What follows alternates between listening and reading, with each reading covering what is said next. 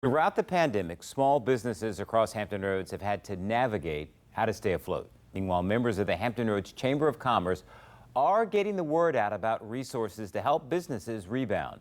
News 3 reporter Zach Dahlheimer talked with the local restaurant and chamber officials ahead of Phase 3 reopening.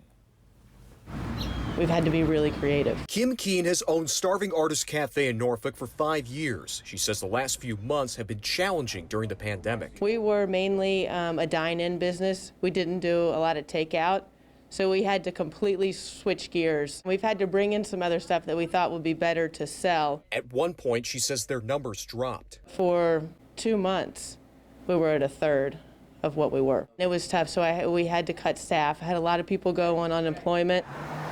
Now, ahead of Phase 3, she's keeping the landscape at her cafe the same. I think people are still so nervous about being close in the dining room. You have to know, KNOW, your numbers, or there is no NO money. Jim Carroll with the Hampton Roads Chamber of Commerce and the Small Business Development Center of Hampton Roads says during the pandemic, the SBDC has talked with businesses about keeping their doors open. We've talked to about 30 or 40 businesses, but that's just the tip of the iceberg. Businesses went from business as normal to now literally trying to figure out how they're going to pay the bills because all of their income dried up. The Chamber has also created an online COVID-19 business recovery guide. That site provides a wealth of information. They can find a ton of information that is relevant to them, either reopening their business or restarting their business and moving forward from there. Carroll says they plan on starting up networking and training events as Phase 3 gets underway. It's a challenge, but we are going to get through it,